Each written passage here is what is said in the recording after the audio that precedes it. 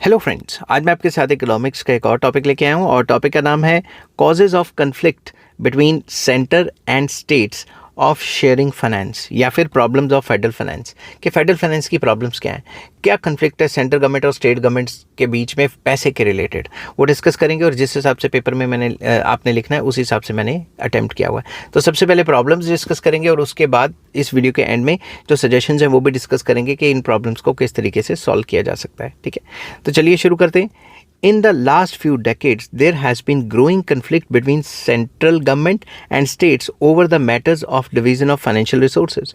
कई डेकेड से देखा गया है, पिछले कुछ डेकेड से देखा जा रहा है कि सेंट्रल गवर्नमेंट और स्टेट गवर्नमेंट्स के बीच में काफ़ी कन्फ्लिक्ट्स अराइज हो रहे हैं, कन्फ्लिक्ट खड़े हो रहे हैं पैसे के रिलेटेड कि कितना पैसा किस स्टेट को मिलेगा और कितना पैसा किसी और स्टेट को मिलेगा, या फिर जो नीडी स्टेट्स हैं उनको कम मिलता है और जिनको नहीं चाहिए उनको ज़्यादा मिल जाता है। इस टाइप की problems. State governments complain that centre does not provide them sufficient finance to perform their functions.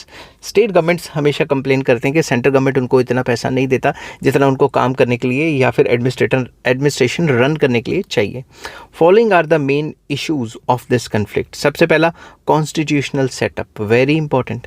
Indian constitution is responsible for strong centre and weak states. तो इंडियन कॉन्स्टिट्यूशन ऐसा बनाया हुआ है कि सेंट्रल गवर्नमेंट के पास ज़्यादा power होंगी और स्टेट गवर्नमेंट के पास उतनी पावर नहीं होंगी जितनी सेंटर के पास है।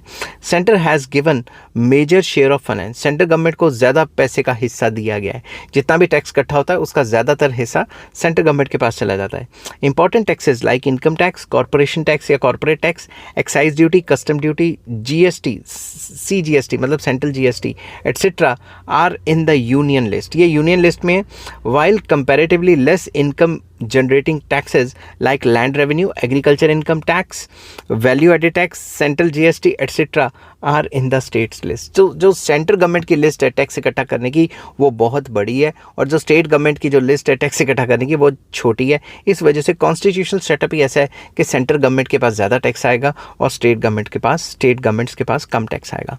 Next, conflict regarding divisible taxes, very important. Earlier, corporation tax, custom duty, surcharge on income tax were not covered in the list of divisible taxes. तो ये जो taxes हैं वो divisible taxes में नहीं आते थे। Divisible taxes here means such taxes which are charged by the central government but a certain percentage of these taxes is transferred to state governments as per the recommendations of the finance commission. तो divisible taxes वो taxes हैं जो इकट्ठा तो central government करती है मगर finance commission की रिकमेंडेशन के ऊपर स्टेट गवर्नमेंट्स के बीच में डिस्ट्रीब्यूट कर देती है। State governments object that they provide infrastructural facility to the companies like roads, power, water supply, etc. But whole corporation tax, custom duty, etc. are kept by the central government. तो state governments कहती हैं कि ये सारी basic requirements तो कंपनियों को हम देते हैं और कॉरपोरेशन टैक्स कंपनियों से जो सेंट्रल गवर्नमेंट ले जाती है। But now with the 80th constitutional amendment, all central taxes including corporation tax, integrated GST and custom duty have become divisible between center and the states. But जो constitutional amendment हुई थी 80th constitutional amendment, उसके बीच में जितने भी centre के taxes हैं वो divisible होंगे। ये जो टैक्सेस हैं ये भी डिवाइड होंगे between center and state। All नहीं मतलब ये वाले, ठीक है। At present surcharge on income tax is not covered in the list of divisible taxes. जो भी इनकम टैक्स के ऊपर सरचार्ज लगता है उसको कवर नहीं किया गया, ठीक है, वो सारा का सारा सेंट्रल गवर्नमेंट के पास ही जाएगा। नेक्स्ट आ जाता है uncertainty regarding grants in add. किसी स्टेट को ज़्यादा मिल जाएगी, किसी को मिलेगी नहीं जिसको चाहिए। समझ की बात। There is no firm policy of the central government regarding the grants in aid to state government. कोई भी पक्की पॉलिसी नहीं बनाई हुई कि इसको इतना % जाएगा या इतना जाएगा ही जाएगा। समझ की बात। In the absence of certainty regarding the grants in aid, the state governments can not take long term development projects. तो जब उनको ग्रांट इन एड ही नहीं आएगा तो लॉन्ग टर्म प्रोजेक्ट्स, बड़े बड़े हाईवे बनाने, कुछ बनाना है, कहीं इंडस्ट्रियल एरिया डेवलप करना है, इंफ्रास्ट्रक्चर फैसिलिटी देनी, वो बनेगा कैसे। It also leads to uncertainty in budgeting of the states. तो जो स्टेट्स बजट बनाती हैं उसमें भी काफ़ी अनसर्टेनिटी आ जाती है क्योंकि वो अपने खर्चे दिखाती हैं, वो खर्चे के लिए पैसा आता नहीं है पीछे से, तो प्रॉब्लम्स ही प्रॉब्लम्स रहती हैं। नेक्स्ट आ जाता है faulty allocation of grants in aid. तो सबसे पहला था कि भाई अनसर्टेनिटी है ग्रांट्स इन एड में कि पता नहीं मिलेगा नहीं मिलेगा। अब यहाँ पे क्या गया, फॉल्टी एलोकेशन, कि किसी को ज़्यादा दे दिया किसी को कम दे दिया। Central government allocates grant in aid to states on the basis of budgetary deficits of state governments, जो भी स्टेट गवर्नमेंट्स हैं उनके बजट में डेफिसिट होता है, उस हिसाब से भी ग्रांट इन एड एलोकेट करती हैं. The state which has more budgetary deficit gets more grants in aid from centre. तो ज़्यादातर देखा गया है कि जिसका बजट जो है ज़्यादा घाटे में डेफिसिट में चलेगा उसको ज़्यादा ग्रांट इन एड देनी पड़ेगी. This clause is misused by some states as even some more advance states deliberately show budgetary deficits just to get grants in aid. तो कई स्टेट्स हैं जिनका बजट पॉजिटिव भी रह सकता है, फिर भी वो घाटा शो करते हैं ताकि उनको सेंट्रल गवर्नमेंट से ज़्यादा पैसा मिल सके. Central government should provide grants in aid according to the development needs of the states rather than on the basis of deficit in the budget. तो सेंट्रल गवर्नमेंट ये ना देखे कि बजट में घाटा हुआ है उसके हिसाब से ग्रांट इन एड दे, बल्कि उसके हिसाब से दे कि उस स्टेट की डेवलपमेंट नीड्स क्या है या वहाँ पे इनइक्वालिटीज़ कितनी है. जो पिछड़ी हुई स्टेट्स हैं उनको ज़्यादा देना चाहिए. नेक्स्ट आ जाता है ऑब्जेक्शन ऑफ बैकवर्ड स्टेट्स. जो बैकवर्ड स्टेट्स हैं वो भी ऑब्जेक्शन, उनकी भी ऑब्जेक्शन है. क्या? Backward states argue that the process of resources transfer through financial commission and planning commission that is Niti Aayog has failed to correct regional imbalances. वो कहते हैं कि जो फाइनेंस कमीशन के थ्रू रिकमेंडेशन होकर हमें जितना पैसा चाहिए उतना तो आता नहीं, और उतना पैसा नहीं आएगा तो रीजनल इनइक्वालिटीज़ जो हैं वो बढ़ती जा रही हैं. States like Bihar, Orissa etcetera और भी कई गरीब स्टेट्स हैं which were backward at the time of independence are backward even now. ठीक है, even now आना चाहिए था, यहाँ पे मैंने जो है वो स्पीड में गलत लिख दिया, एवरी नाउ. ठीक है, इवन नाउ. तो इवन नाउ ये जो स्टेट्स हैं जब देश आज़ाद हुआ था तब तो बैकवर्ड थी, अभी भी बैकवर्ड है. तो मतलब इतने साल फाइनेंस कमीशन ने क्या किया? अब जो सरकारें आती वो कहती पिछली सरकार ने ये किया, वो सरकार आती वो कहती पिछली सरकार ने ये किया. तो ऐसे नहीं होना चाहिए, ब्लेम गेम नहीं होनी चाहिए. सब सरकारें अच्छे से काम करें, यही मेन मकसद रहता है एक अच्छे डेमोक्रेसी में. तो नेक्स्ट आ जाता है abolition of sales tax. Sales tax had been the major source of tax revenue for the states. States का मेन सोर्स ऑफ रेवेन्यू जो होता था वो होता था sales tax. It accounted for 60% of the state tax revenue. 60% सरकारों का जो स्टेट गवर्नमेंट्स हैं उनका रेवेन्यू सिर्फ सेल्स टैक्स से आता था.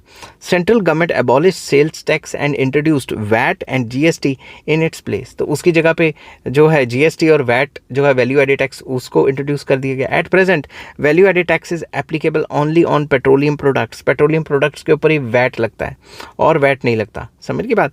सम state governments argue that VAT and GST may not be able to generate enough revenue like sales tax. तो कई जो है लोगों का या कई गवर्नमेंट्स का ये भी मानना है, उन्होंने कमेटियाँ बिठाई और उनकी रिकमेंडेशंस भी है कि भाई ये जो सेल्स टैक्स से जितना पैसा आता था स्टेट गवर्नमेंट्स को उतना वैट से और जीएसटी से नहीं आता. ठीक है, तो उनके तो सोर्सेज ऑफ रेवेन्यू कम हो गए.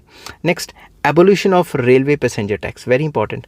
Earlier railway passenger tax was imposed and its proceeds were given to the state governments. तो जो भी रेलवे पैसेंजर टैक्स लगता था जिस स्टेट में से वो निकल रही है ट्रेन उस स्टेट को जाता था. But now central government has abolish this tax. अब इस टैक्स को ख़त्म कर दिया गया. As a result sources of income of state governments has reduced resulting in conflict between the center and state. तो पहले रेलवे पैसेंजर टैक्स होता था, जिस स्टेट में से निकल रही है उनको मिल जाता था. अब इस टाइप का कोई है नहीं रेलवे पैसेंजर टैक्स. तो फिर जो स्टेट गवर्नमेंट्स हैं उनके सोर्सेज ऑफ रेवेन्यू और कम हो गए हैं. इसकी वजह से भी सेंट्रल गवर्नमेंट और स्टेट गवर्नमेंट है उसमें कन्फ्लिक्ट आ जाता है. नेक्स्ट आ जाता है less financial freedom to states. States को इतनी ज़्यादा फाइनेंशियल फ्रीडम नहीं है. Centre has been interfering in the matters of in the matters of falling in state list. जो state lists के अंदर मैटर्स आ जाते हैं जिनके ऊपर स्टेट गवर्नमेंट को फुल पावर है, उनमें भी सेंट्रल गवर्नमेंट इंटरफेयर करने पे लगी हुई है. ठीक है, centre even interferes in the use of grants in aid by the state governments. तो किसको एड देनी है किसको एड नहीं देनी उसमें भी इंटरफेरेंस बहुत ज़्यादा है सेंट्रल गवर्नमेंट की. States are not given free hand in using the finances which they have received from centre. तो सेंटर से जो पैसा आया है स्टेट्स को उनको भी अपने हिसाब से इस्तेमाल नहीं करने देती. इंटरफेरेंस बहुत ज़्यादा है. Next, discretionary fund allocation. ये तो सबसे इंपॉर्टेंट पॉइंट है. Sometimes central government provides discretionary funds to some discretionary funds some to sometimes नहीं some states आना था. यहाँ मैं सम स्टेट्स लिख देता हूँ। Sometimes central government provides discretionary funds to some states. तो कुछ स्टेट्स को डिस्क्रिशनरी पैसा दे देती हैं, जहाँ पे उनकी खुद की सरकार होगी उनको अच्छा खासा दे देंगी, जहाँ पे किसी और पार्टी की सरकार होगी उसको नहीं देगी या कम देगी। It creates a feeling of suspicion and distrust to other states specially which are governed by political parties other than the party in power at centre. तो जो सेंट्रल गवर्नमेंट में पावर में पार्टी है वही अगर स्टेट में भी है तो अच्छा खासा पैसा दे देगी, अगर कोई और है तो पैसा कम देगी। तो डिस्क्रिशनरी एलोकेशन ऑफ फंड्स भी मेन मुद्दा है सेंटर और स्टेट के बीच में टेंशन्स के लिए। नेक्स्ट पॉइंट आ जाता है less elastic financial resources. Very important, financial resources of centre are more elastic, more flexible है, ज़्यादा पैसा इकट्ठा कर सकता है, while the state governments are less elastic. जो स्टेट गवर्नमेंट है उनके पास इतनी फ्लेक्सिबिलिटी नहीं है कि वो ज़्यादा सोर्सेज ऑफ रेवेन्यू लेके आएँ और ज़्यादा सोर्सेज ऑफ रेवेन्यू से पैसा इकट्ठा कर सकें। Elastic resources here means that they have considerable scope of expansion like income tax, excise duty, custom duty have considerably increased, while the sources of state governments like land revenue, agricultural income tax have less chances of expansion। तो ये जो elasticity है वो central governments जो tax इकट्ठा करती है, जैसे कि इनकम टैक्स वो भी बढ़ सकता है, एक्साइज ड्यूटी बढ़ सकती है, कस्टम ड्यूटी बढ़ सकती है, तो ज़्यादा पैसे आ सकते हैं सेंट्रल गवर्नमेंट को। मगर दूसरी तरफ जो सोर्सेज से स्टेट गवर्नमेंट पैसा इकट्ठा करती है वो इलास्टिक नहीं है, उनसे ज़्यादा पैसा इकट्ठा नहीं किया जा सकता, तो ये भी प्रॉब्लम है। अब ये जो प्रॉब्लम्स हैं इनको सॉल्व करने के लिए क्या करें? Suggestions to solve the conflict between the centre and the states. क्या करें? सबसे पहला कई सजेशंस हैं। 1 or 2 taxes from income tax, 1 or 2 taxes from income tax, corporation tax and custom duty should be transferred from union list to state list। तो कई economist recommend करते हैं कि 1 or 2 taxes from income tax या corporation tax या custom duties वगैरह, इनमें में से कुछ टैक्स, एक टैक्स या एक से ज़्यादा टैक्स भाई स्टेट गवर्नमेंट को दे दो ताकि वो अपने खर्चे तो पूरे कर सके। Second suggestion, at least 50% of the divisible taxes should be provided to states. तो जितने भी टैक्सेस हैं उसमें से 50% तो सेंटर अपने पास रखे, कम से कम 50% तो स्टेट्स को दे ताकि वो भी अपने खर्चे पूरे कर सकें। नेक्स्ट आ जाता है states should be given more freedom to mobilise resources like internal borrowings वगैरह वगैरह। तो स्टेट्स जो है इंटरनल बोरिंग्स कर सकें और अपने उनको ज़्यादा फ्रीडम होनी चाहिए ताकि वो अपने रिसोर्सेज को ज़्यादा से ज़्यादा मोबिलाइज कर सकें। ठीक है, मतलब internally with in the state borings कर सकें वो। Interference of central government in the financial affairs of the state should be minimum. तो जो सेंट्रल गवर्नमेंट जो इंटरफेरेंस कर रही है स्टेट के जो फाइनेंशियल मैटर्स हैं वो भी कम होने चाहिए। Next, there should be no discriminatory transfers to states. ऐसा नहीं है कि खुद की पार्टी की सरकार है किसी स्टेट में वहाँ ज़्यादा पैसे दे दिए। Such transfers create suspicion in the state particularly which are governed by political party other than the party in the center। तो जो सेंटर में पार्टी है वो जहाँ स्टेट में पार्टी सेम पार्टी की है वहाँ पे ज़्यादा पैसे दे देगी, बाकी में कम देगी, तो फिर तो पंगे पड़ने ही हैं, फिर तो प्रॉब्लम्स आनी है।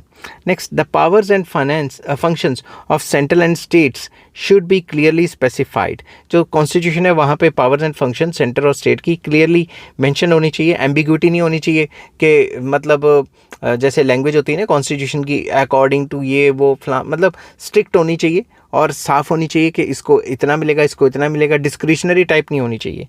ठीक है, centre should not perform task which are within the jurisdiction of the state. तो सेंटर को वो काम ही नहीं करने चाहिए जो स्टेट की ज्यूरिसडिक्शन में आते हैं। It will reduce the expenditure of the centre, it will reduce the expenditure of center and resources thus saved can be given as more grants in aid to the state। अगर सरकार दखल अंदाजी देगी state के काम में तो सरकार का ही ज़्यादा, सेंट्रल गवर्नमेंट का ही ज़्यादा खर्चा होगा और खर्चा होगा तो ग्रांट इन एड कम हो जाएगी। तो इससे अच्छा सरकार टांग ना फंसाए, जो स्टेट गवर्नमेंट्स के जो काम है उनमें सेंट्रल गवर्नमेंट टांग ना फंसाए और जो पैसे बचते हैं इंटरफेरेंस करेगी तो पैसा तो खर्च होएगा ही, जो पैसे बचेंगे उसको स्टेट्स को अच्छे से बांट दिया जाए। Next, more finance should be provided to backward states so as to reduce interstate disparities. तो जो पिछड़े हुए जो स्टेट्स हैं उनको ज़्यादा पैसा देना चाहिए ताकि वो अपनी गरीबी से निकल सकें।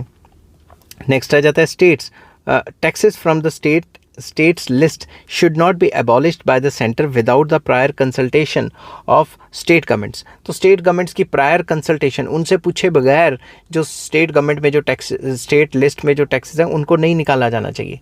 समझ की बात, अगर स्टेट गवर्नमेंट्स के जो टैक्सेस हैं स्टेट लिस्ट के अंदर जो सब्जेक्ट हैं, स्टेट सब्जेक्ट हैं, उनको रिड्यूस नहीं किया जाना चाहिए सिंपल वर्ड्स में। और अगर करना है तो पहले स्टेट्स की कंसल्टेशन तो ले लो।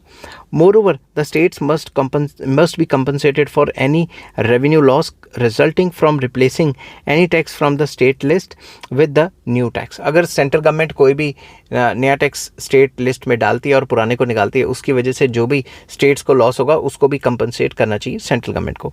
नेक्स्ट आ जाता है states to should impose agricultural income tax on wealthy farmers. तो जो वेल्दी फार्मर्स हैं, जो बहुत ज़्यादा अमीर फार्मर्स हैं, उनके ऊपर भी स्टेट्स टैक्सेस लगा सकती है। मगर अगर लगाया तो प्रॉब्लम क्रिएट हो जाएगी, क्योंकि एग्रीकल्चर इनकम टैक्स अभी तक तो इंडिया में इतना ज़्यादा नहीं फैला हुआ, मगर अगर कहीं फैल गया तो फिर एग्रीकल्चर सेक्टर या किसान काफ़ी ज़्यादा उसको अपोज कर सकते हैं। तो ये था पूरा का पूरा टॉपिक आपका, और इस चैप्टर के सारे लिंक्स आपको इस वीडियो के डिस्क्रिप्शन में मिल जाएंगे। Take care, bye bye.